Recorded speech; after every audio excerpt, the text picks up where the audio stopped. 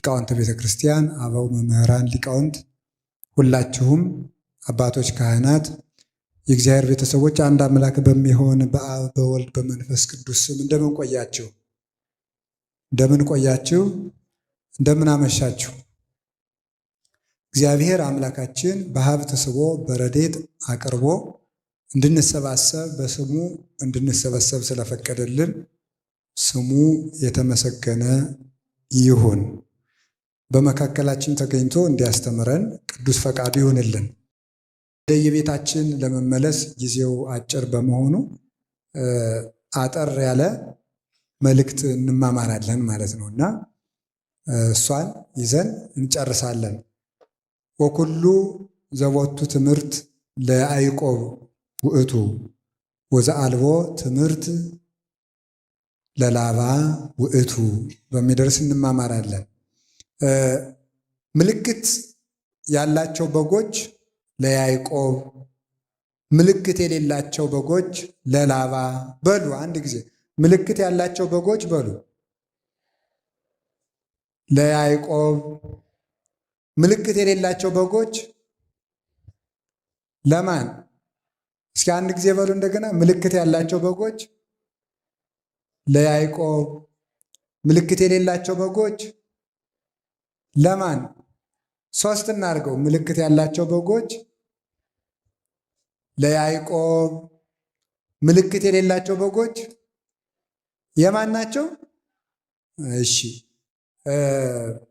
ኦሪት ዘፍጥረት ምዕራፍ 30 ቁጥር 41 ላይ የምናገኘው ኃይለ ቃል ነው።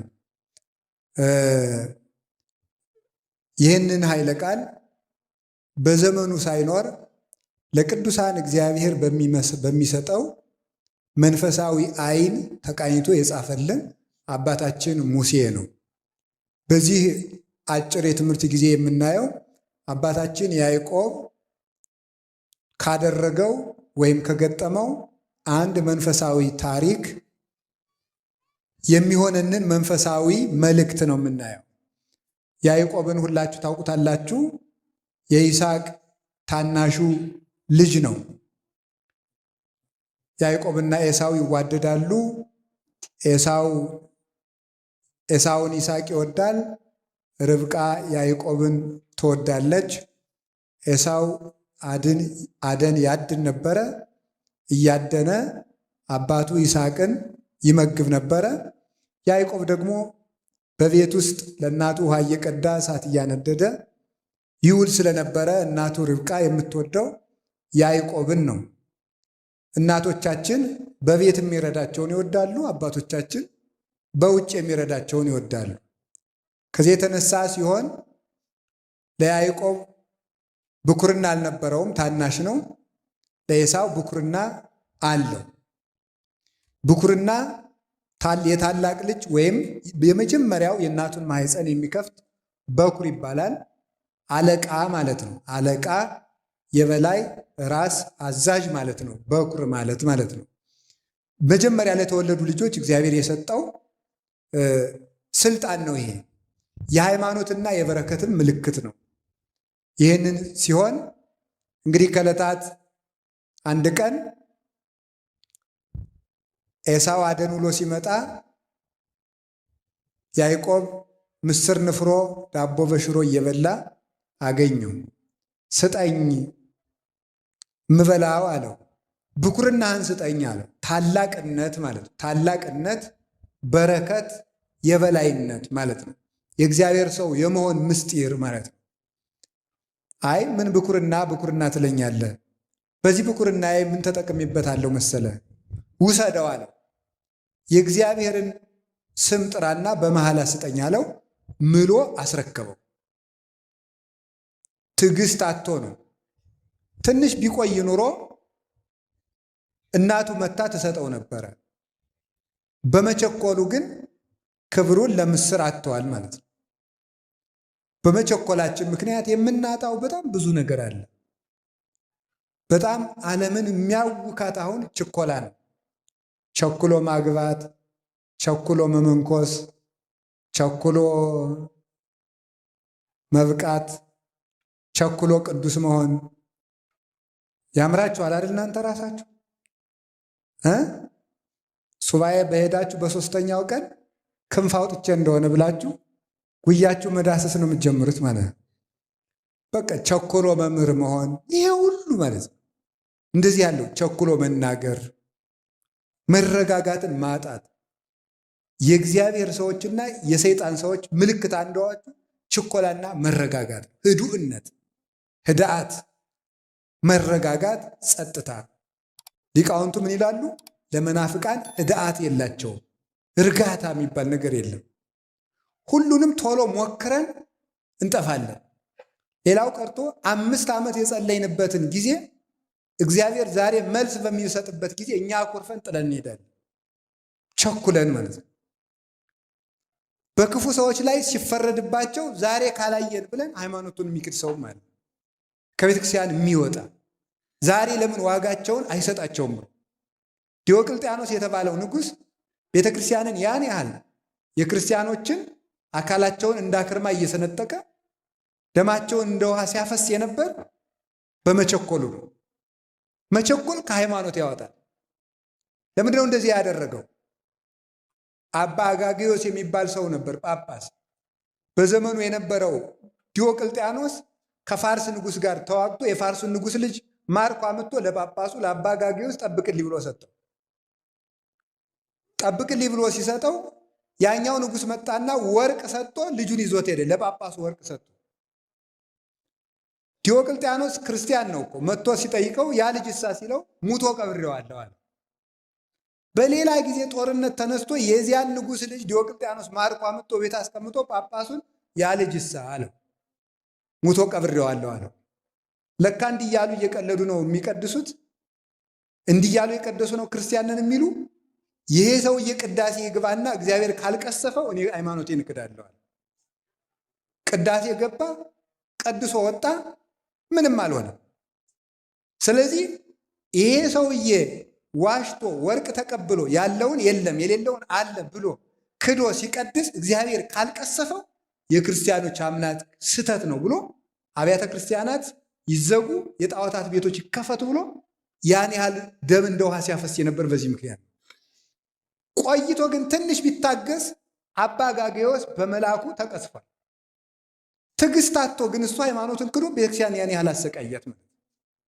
እግዚአብሔር ደግሞ ኃጢአተኛ ካህንን ቤተ መቅደስ ላይ ወዲያው አይቀስፍም። ለምን? ምዕመናን እንዳይሰናከሉ፣ ቤተ ክርስቲያን የአሕዛብ መሳቂያ እንዳትሆን። አየው ዋጋውን ሲሰጠው እየተባለ ክህነት መሳለቂያ እንዳይሆን። ሳቅ ወስላቀ ላጓሪን እንዳለ ያንድ ካህን መዋረድ ለቤተ ክርስቲያን ውርደት ነው። ያንድ አባት መሰደብ የቤተ ክርስቲያን ስድብ ነው። ለዚያ ብሎ እግዚአብሔር ካህኑን ከነ ኃጢአቱ ይጠብቀዋል። እኛ ግን በመቸኮላችን ምክንያት ቸኩለን እግዚአብሔር ካለ ለምን እነዚህን ጠርጎ ያስወጣቸው ለምን አይገላቸውም ብሎ ቸኩሎ ከቤተክርስቲያን የሚወጣ ሰው።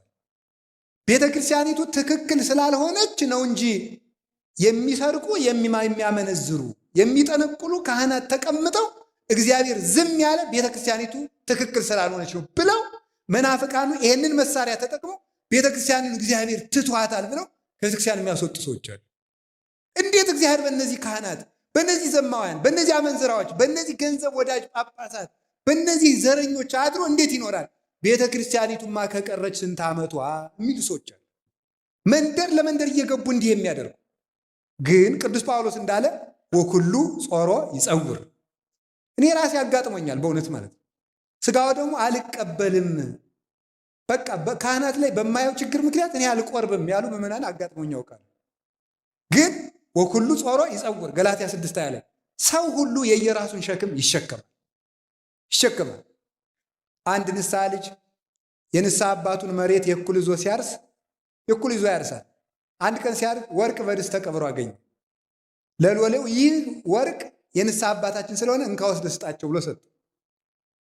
እሳቸው ወርቁን ተቀበሉና አይ ይገለኛል፣ ማን ነው ይካፈለኛል ሲሉ ያንን ሎሌውን ገደሉት። ወርቁን መብላት ሌላ ወንጀል ሳያካፍሉ እደግልኝ ብሎ ማካፈል ሲገባ ልጁን መግደል ሌላ ኃጢአት። ይህንን ሲያደርጉ እንግዲህ ይሄንን ይዘው ሲቀድሱ እግዚአብሔር ዝም የሚላቸው ከሆነ እኔ አልቆርብም፣ ቁርባኑ የሚቅር ቅዳሴው የሚቅር ሁሉም የይስሙላ ነው አለ ሰው።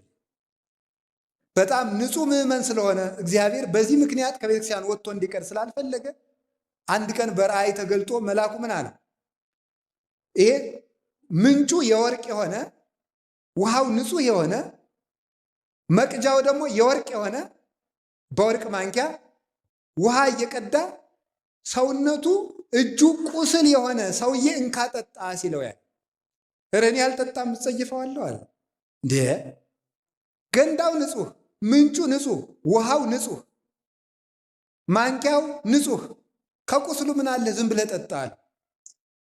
ከዚያ በኋላ ነቅቶ ምን እንዳለ ታውቃላችሁ? አሃ ምንጩ ንጹሕ ቤተ ክርስቲያን ናት። ውሃው ንጹሕ ኢየሱስ ክርስቶስ ነው። ማንኪያው ንጹሕ የተባለ የሐዋርያት ክህነት፣ ቄስ ቢረክስ ክህነት አይረክስም። ቁስል የተባለ የካህኑ ኃጢአት ነው። እኔ ምን አገባኝ ብሎ ሥጋው ደግሞ ተቀብሎ ለካ ቅዱስ ጳውሎስ ሰው የየራሱን ሸክም ይሸከማል ያለው ይህን ነው አለ። ሰው የየራሱን ሸክም ይሸከማልና ቄሱ የራሱን ይሸከማል ብሎ ከቤተ ክርስቲያኑ ጸንቶ ኖረ።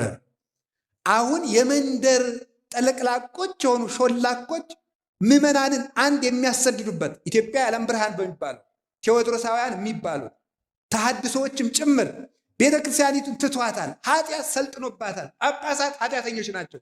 መነኮሳት ኃጢአተኞች ናቸው። ገዳሙም ረክሰዋል። ዲያቆናቱም ረክሰዋል። ቄሶቹም ረክሰዋል። ስለዚህ የክርስቶስ ቤተክርስቲያን አይደለችም ብለው ስለሚሉን ቸኩለን መቅሰፍት ባለማየታችን ከቤተ ክርስቲያን እንደ ኤሳው ቸኩለን እንዳንወጣ እግዚአብሔር ይጠብቀን። አንዳንዱ ምስር ብሎ ማለት አንዳንዱ ምስር ብሎ ለስሜቱ ለስግብግብነቱ ወጣ። ያዕቆብ ያንን ተግቶ ቢፈልገው አላገኘውም። እዚህ በኋላ ይስሐቅ ልመርቅህ አለው። ና ልመርቅህ አለው። እየሮጠ ሄደ። ሊያድን ሲሄድ ያዕቆብ ቶሎ ብሎ ኤሳው አድኖ እስከሚመጣ ድረስ አርዶ አወራዶ ለአባቱ ሰጠው። የማንን? የኤሳውን ልብስ ለብሶ አይጤና ማዛው ለወልድ የጥቀ እንቁቀ ከመጼና ገዳም ዘባረኮ እግዚአብሔር እምነጠሉ ለሰማይ ወምነ ስፋሃ ለምድር ይኩን በረከትከ። እንዲህ ያለ በረከት ይስጥህ ልጄ ብሎ መረቀው። ፈጥኖ ስለደረሰ ትልቁ ልጁ ሳይደርስ ታናሹ ልጁ አባቱን አስደሰተ። አባ ጊዮርጊስ ዘጋስጫ ኤሳው የአዳም ምሳሌ ነው፣ ይስሐቅ የእግዚአብሔር ምሳሌ ነው። ታላቁ ልጁ ፈጣሪውን አላስደሰተም፣ አዳም ፈጣሪውን አስከፋ።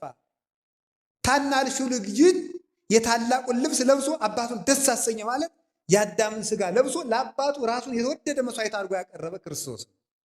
ከዚያ በኋላ በረከት ለምድር ተሰጠ። የያዕቆብ ልጆች በዚህ 12 ልጆች በያዕቆብ በረከት ተባረኩ።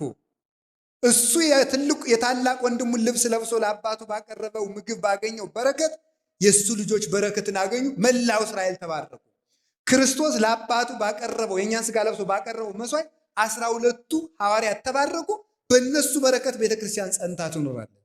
እግዚአብሔር ለያዕቆብ የሰጠው የበረከት ቀጠሮ በቤተ ክርስቲያን ጸንቶ ይገኛል ይላል ቅዱስ ዮሐንስ አፈወርቅ። በቤተ ክርስቲያን ጸንቶ ይገኛል። ማርና ወተት የምታፈስ ምድር አልሰጠውም። ከሰማይ ጠል ከምድር በረከት ሁሉ አልሰጠውም ለያዕቆብ። ለያዕቆብ የሰጠው በረከቱ ምንድን ነው ከተባለ ቤተ ክርስቲያን ውስጥ የሚገኘው የቤተ ክርስቲያን በረከት ነው። ይሄንን በረከት ሰጠው። በኋላ ሊገለው ሲፈልገው ተሰዶ ሄደ።